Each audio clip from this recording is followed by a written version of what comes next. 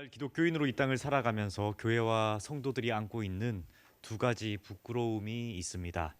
하나는 교회가 세상 사람들로부터 거룩한 영광을 잃어버려 가는 것입니다.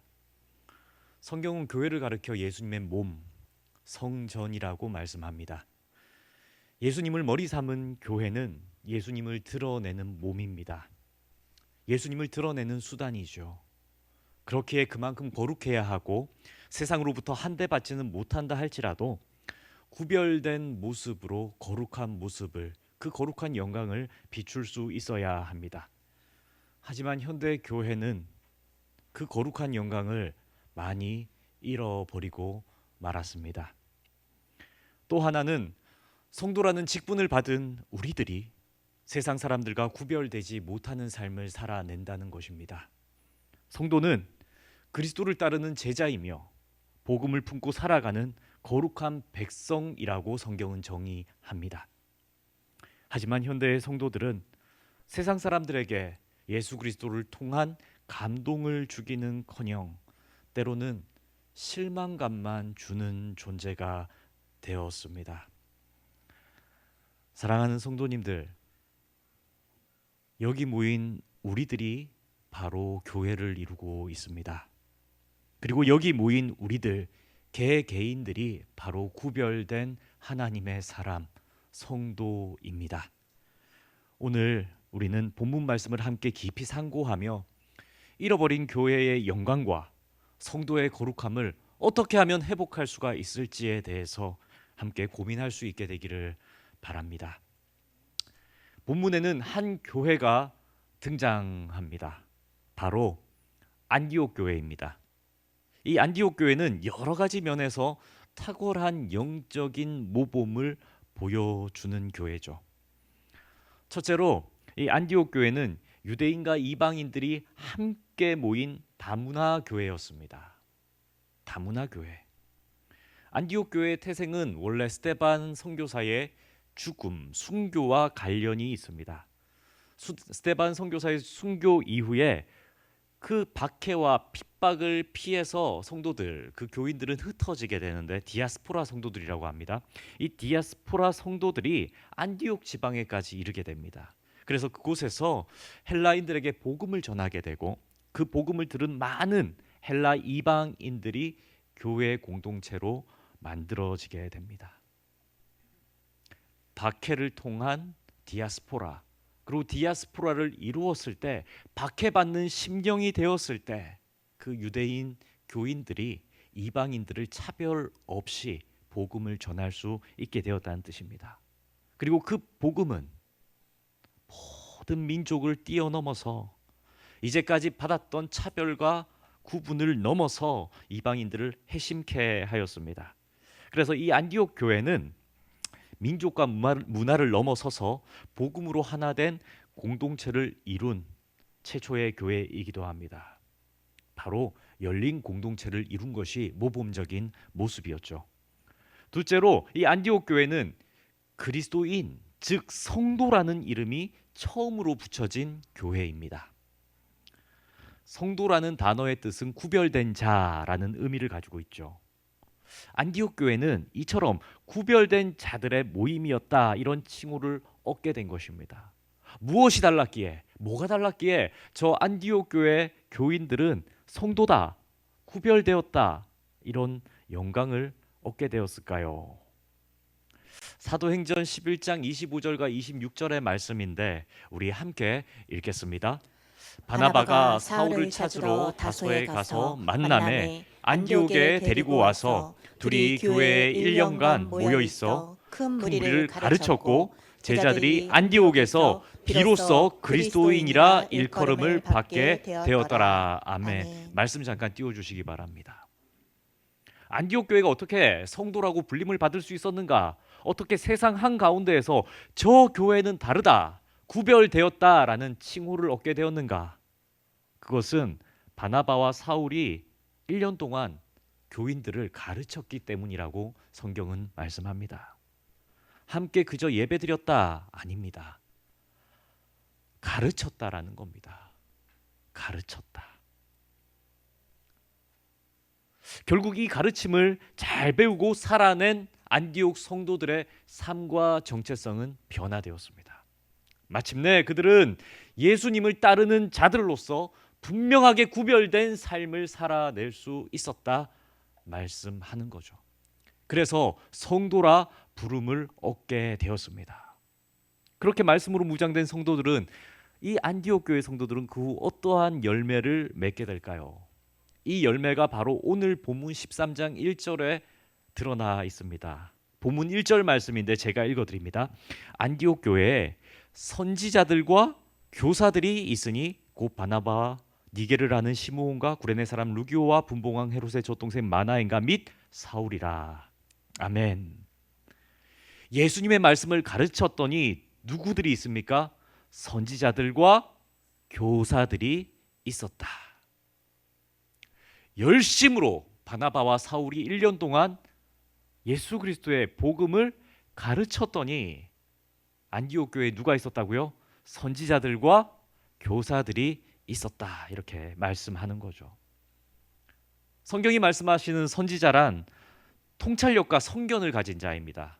통찰력과 선견, 앞을 내다보는 능력이 있는 사람들이죠. 하나님과 깊은 교제를 나누는 중에 진리의 말씀으로 꿰뚫어지고, 그래서 하나님의 경륜을 바라보면서 사람들에게 하나님의 말씀을 전하는 사람이 바로 선지자였습니다. 하나님의 마음을 꿰뚫어 보고 알고 하나님의 섭리, 경륜을 미리 내다본 채 세상 사람들에게 하나님의 뜻이 이렇다 자신 있게 말할 수 있는 사람들이 선지자였다는 것입니다. 그리고 또 교사란 누구입니까? 교사란 말씀에 대한 이해력을 가진 사람들로 하나님으로부터 얻게 된 영적인 지식을, 분명한 지식, 복음에 대한 강력한 은혜를 체험한 자로 이 복음을 지혜롭게 나누어 줄 수 있는 능력을 가진 자가 바로 교사입니다. 이러한 선지자와 교사가 안디옥 교회에 많은 열매로 맺혀져 있었다. 성경은 말씀하는 거죠.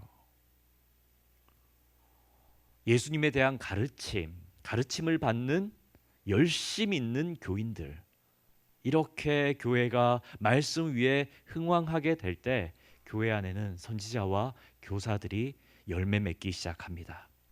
그리고 이 안디옥 교회는 훗날 이러한 성도들의 저력을 바탕으로, 이러한 힘 있는 말씀에 대한 이해가 있는 성도들에 대한 저력을 바탕으로 훗날 세계 선교의 거점이 되기도 합니다. 셋째, 안디옥 교회는 성령님의 다스림을 받는 교회였습니다.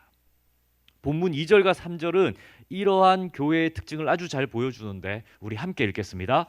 주를 섬겨 금식할 때에 성령이 이르시되 내가 불러 시키는 일을 위하여 바나바와 사울을 따로 세우라 하시니 이에 금식하고 기도하고 두 사람에게 안수하여 보내니라. 아멘.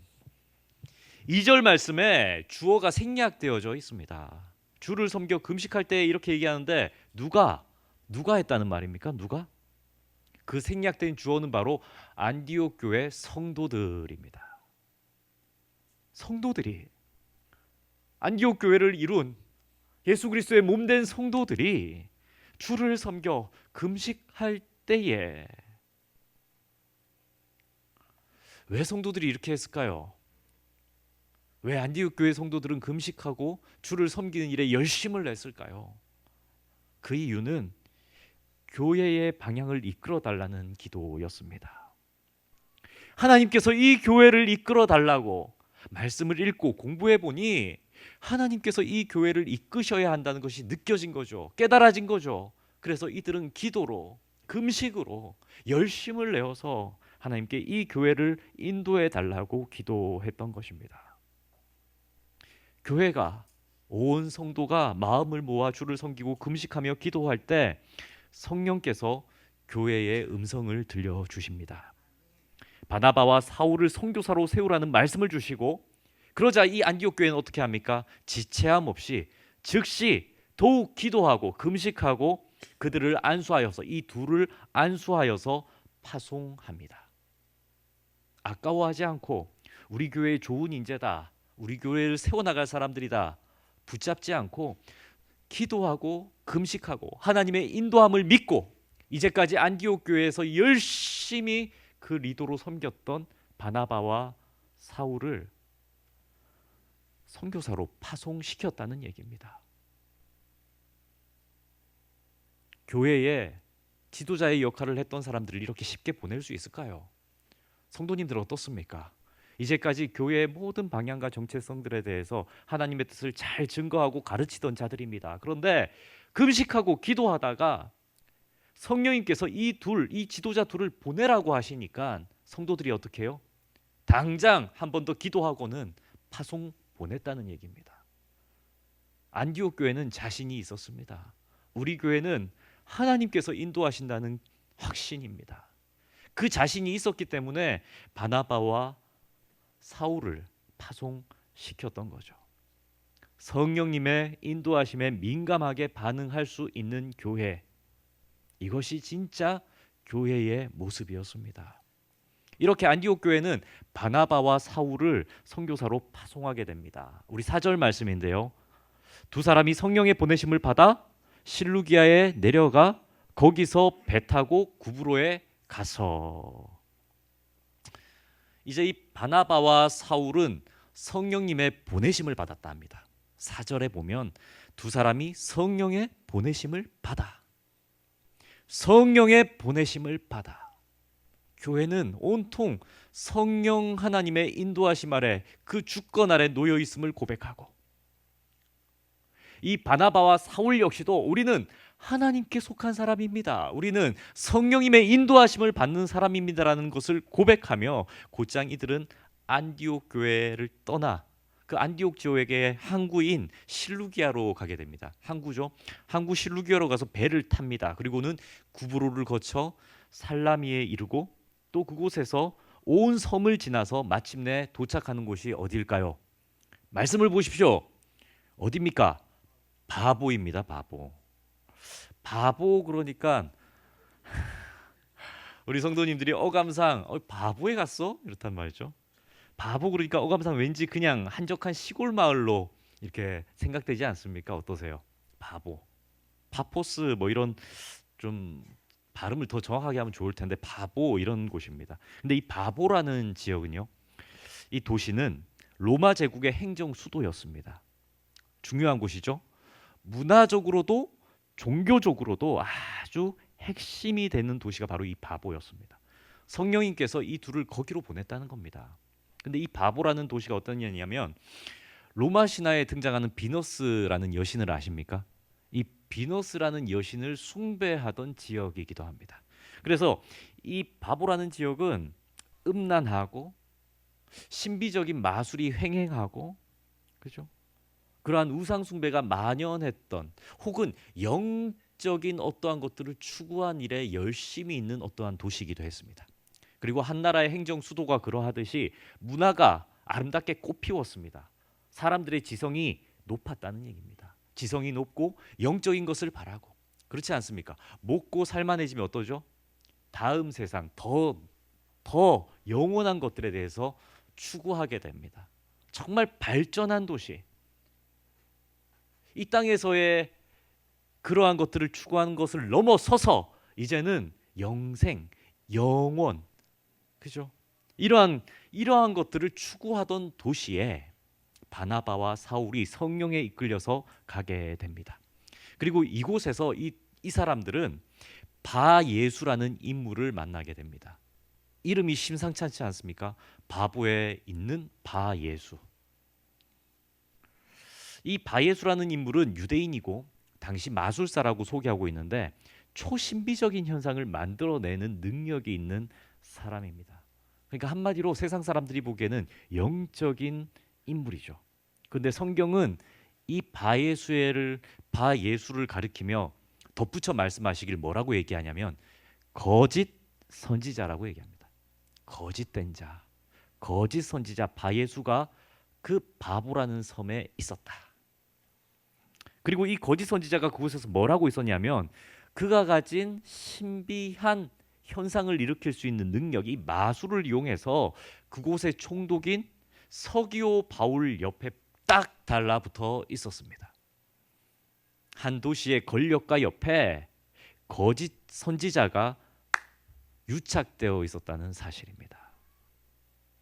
그러면 이 총독 서기오 바울은 어떤 사람일까요? 이 총독 서기오 바울은 본문 7절에 이렇게 말씀합니다. 우리 함께 읽겠습니다. 그가 총독 서기오 바울과 함께 있으니 서기오 바울은 지혜 있는 사람이라 바나바와 사울을 불러 하나님의 말씀을 듣고자 하더라. 아멘. 이 말씀에서 서기오 바울을 지혜 있는 사람이라고 표현하고 있습니다. 이 지혜 있는 사람이라 이 말의 뜻이 뭐냐면 생각이 깊은 사람이라는 원 뜻을 가지고 있는데, 생각이 깊다. 뭐에 대한 생각이 깊을까요? 이 땅의 현상만 바라보는 사람이 아니라 영적인 세계, 영생에 대해서, 더 넓은 세상에 대해서 궁금증이 많았던 인물이라는 의미입니다. 그러니까 종교에 대한 관심이 많고 죽고 난 사후 세계에 대한 관심이 많았고 그러한 호기심이 가득했던 인물이죠. 이 서기오 바울은. 그래서 평소에도 영적인 갈급함이 많았던 이 총독은 그래서 거짓 선지자인 마술사 이 바예수를 옆에 끼고 있었던 겁니다. 바예수를 통해서 뭔가 더 나은 삶을 찾을 수 있을까 싶었기 때문이죠. 그러다가 바나바와 사울이 이 섬에 왔다는, 이 도시에 왔다는 소식을 듣게 됩니다. 그래서 하나님의 말씀을 듣고자 그 둘을 초대하게 됩니다. 이 말씀을 이렇게 보면서 야, 하나님께서 로마 총독에게 이 복음을 듣게 하시기 위해서 드디어 이 성령의 사람들을 보내셨구나, 이렇게 깨닫게 되죠. 성령님께서 이 성령의 사람들을 총독 서기오 바울을 만나게 하시기 위해서 이렇게 보내셨구나, 안디옥 교회에서 옮겨서 이렇게 보내셨구나, 이런 생각을 하게 됩니다. 그러면 순탄할까 이래 봤더니 그렇지 않습니다. 여기에 예상치 못한 대적이 있습니다. 바로 앞서 말씀드린 바예수입니다. 8절 말씀에 보면 이 거짓 선지자 바예수가 하나님의 말씀에 대적하고 총독 서기오 바울로 하여금 복음을 믿지 못하도록 힘쓰는 겁니다. 하나님의 말씀을 이 총독이 믿지 못하도록 대적하는 거죠. 이 바예수가 이렇게 복음을 대적한 이유는 명확합니다.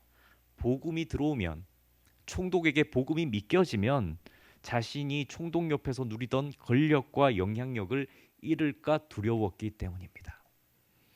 세상의 권세를 누리기 위해서 사꾼으로서 살던 자신의 처지가 위험할까 여겼기 때문입니다.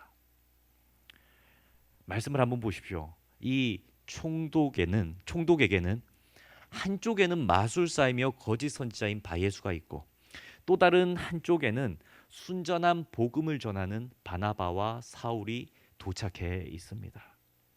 그러면서 이 가르침을 양쪽에서 듣게 되는데 이 두 사람 사이에서 총독은 혼란스러워하며 참된 믿음을 가질 수 없었습니다. 이러한 거짓 선지자의 모함 가운데 드디어 바울이 나섭니다. 바울이 이러한 상황 속에서 나섭니다. 확신을 가지고 나서는 거죠. 우리 본문 9절에서 11절까지의 말씀인데 조금 길지만 도대체 이 성령이 충만했던 전도자들은 어떤 일을 했는가 한번 함께 읽으며 보시길 바랍니다. 바울이라고 하는 사울이 성령이 충만하여 그를 주목하고 이르되 모든 거짓과 악행이 가득한 자요 마귀의 자식이요 모든 의의 원수요 주의 바른 길을 굳게 하기를 그치지 아니하겠느냐. 보라, 이제 주의 손이 내 위에 있으니 내가 맹인이 되어 얼마 동안 해를 보지 못하리라 하니 즉시 안개와 어둠이 그를 덮어 인도할 사람을 두루 구하는지라. 아멘. 성령 충만한 이 전도자들은 거짓 선지자를 향해서 담대하게 선포합니다. 이 모든 거짓과 악행이 가득한 자야, 마귀의 자식이야, 모든 의의 원수여, 주님의 바른 길을 굳게 하기를 멈춰라. 성령이 충만하니까, 말씀이 가득하니까 세속적인 어떠한 가르침을 멈추라고 질타합니다. 그러면서 성령이 충만한 바울은 그 거짓 선지자에게 말하는 거죠. 이제 너는 얼마 동안 맹인이 될 거다. 주님의 이름으로 선포해 버립니다. 이것은 바울이나 바나바의 생각이나 말이 아닙니다. 너희들이 이렇게 됐으면 좋겠다 하는 저주의 말이 아닙니다. 인간적인 욕심에서 나온 말이 아니었습니다. 바로 성령이 충만하여 하나님의 말씀을 예언한 거죠.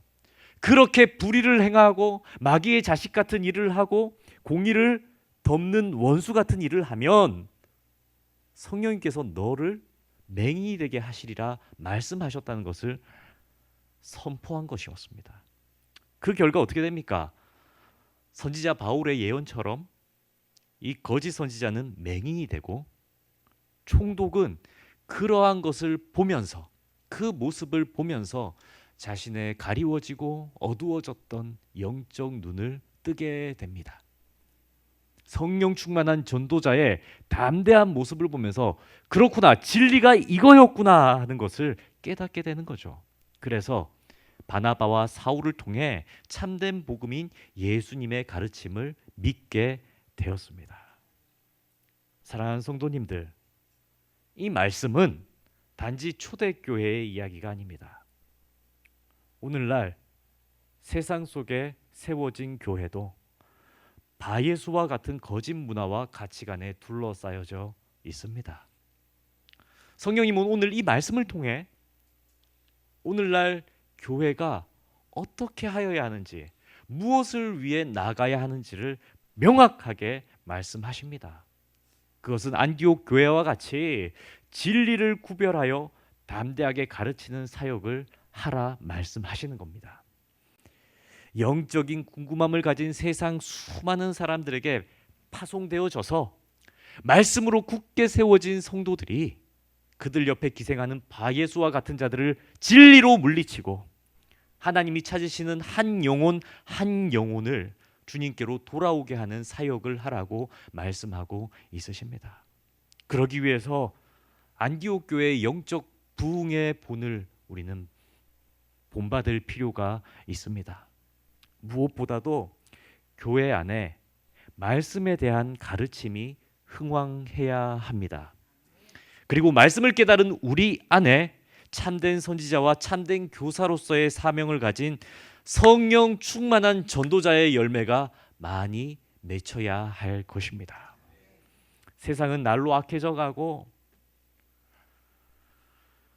진리가 잠식되는 영적 어둠이 짙게 내리고 있습니다. 세상은 정말 어두워져 가고 있습니다. 그런데 점점 이 대중매체나 영상을 보십시오.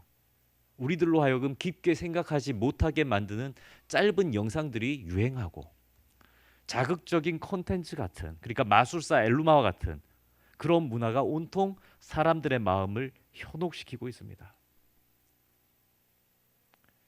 성경을 왜곡하여 가르치는 유튜브 영상들이 얼마나 넘쳐나는지 모릅니다. 출처도 불분명하고 검증도 되지 않은 유사 진리를 가르치는 내용에 우리는 현혹되고 있지는 않으십니까? 그러한 영상들이, 자극적인 콘텐츠들이, 어떠한 제목들이 자꾸 진리의 사람들을 병들이고 있습니다. 영적인 눈을 가리우고 있는 거죠. 그렇게 여기 모인 우리는 더욱 기도하며 성령님의 깊이 있는 음성을 듣기 위해 노력해야 합니다. 교회는 말씀 위에 반응하며 말씀 위에 굳게 서서 성령님의 이끄심을 따르는 공동체가 되어야 할 것입니다. 성령 충만한 전도자는 그저 사람의 말로 감동을 주는 사람이 결코 아닙니다. 진리를 전하는 사람이어야 합니다. 여기 있는 우리 모두가 바예수와 같은 거짓은 담대히 물리치고 서기오 바울 같은 영혼을 살릴 수 있는 성령의 전도자로 설 수 있기를 간절히 축복합니다. 우리 모두가 이 시간 찬양 부릅니다. 눈을 들어 하늘 보며라는 찬양을 부를 때 이 한빛 교회를 통해서 안디옥 교회와 같이 말씀을 증거하는 선교사들이 파송되고 이 한빛교회를 통해서 안디옥 교회와 같이 성령의 역사가 일어날 수 있게 달라는 간절한 마음 가지고 이 시간 다 함께 찬송가 515장 1절과 2절 부릅니다. 눈을 들어 하늘 보라, 어지러운 세상 중에 곳곳마다 상한 영의 탄식 소리 들려온다. 빛을 잃은 많은 사람, 길을 잃고 헤매이며 당자처럼 기지하니 믿는 자여 어이할 곳. 눈을 들어 하늘 보라, 어두워진 세상 중에 외치는 자 많건 많은 생명수는 말랐어라. 죄를 대속하신 주님, 선한 일꾼 찾으시나. 대답하리 어디 있나. 믿는 자여 어이. 우리 1절 다시 부르겠습니다. 눈을 들어 하늘 보라, 어지러운 세상 중에 곳곳마다 상한 영의 탄식 소리 들려온다.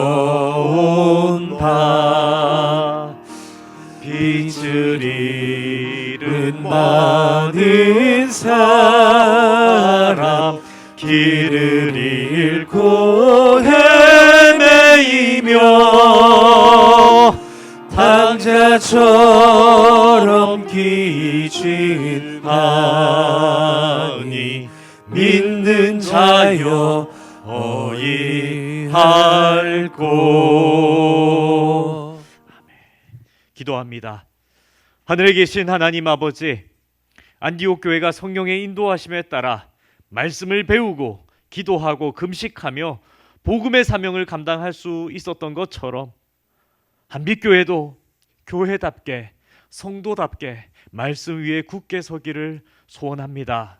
하나님, 이 시대의 바예수와 같은 거짓된 영들과 왜곡된 가치관이 교회를 어지럽히고 많은 세상 영혼들을 미혹하고 있습니다. 한빛교회가 이러한 영적 어둠을 분별하고 복음을 담대히 선포하는 교회 되게 하옵소서. 저희 안에 선지자와 같은 통찰력과 교사와 같은 말씀의 지혜를 부어주시고 성령 충만한 전도자로 세워주셔서 잃어버린 한 영혼을 위하여 복음 들고 나아가는 교회 되게 하옵소서. 이 모든 간구 예수님의 이름으로 기도드리나이다. 아멘.